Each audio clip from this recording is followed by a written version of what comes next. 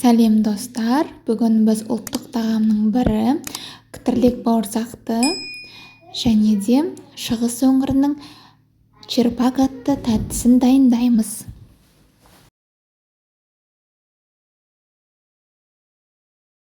Мен 2 есе порция жасадым. Видеоның астына бір порцияның рецептісін саламын. Бізге ол үшін ұн, маргарин немесе сары май, қант, су, сода және тұз керек болады. Барлық заттарды ұнға саламыз да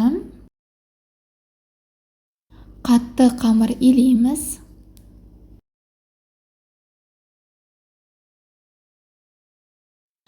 Қамырымызға тура рецептегідей ұн саламыз.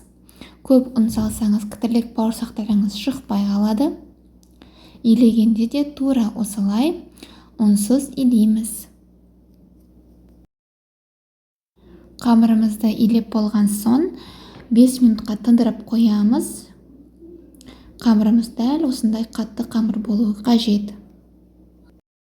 Кітірлек бауырсақтарымызды дәл видеодағыдай кесеміз.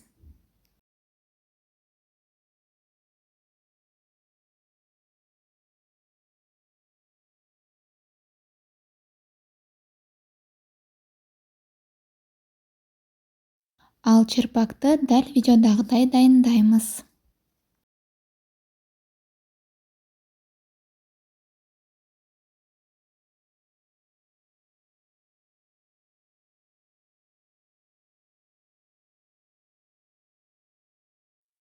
Осындай әртүрлі пішінді черпактар дайын болады. Қатты қызған том май және шемішкен майны бауырсақтарымызды пісіріп аламыз.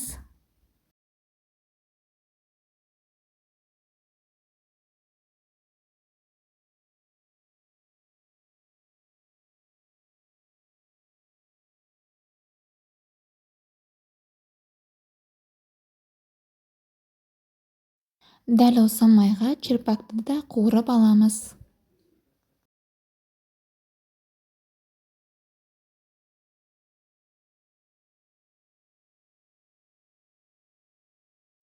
Бауырсақтарымыз қытырлақ әрі дәмді болды.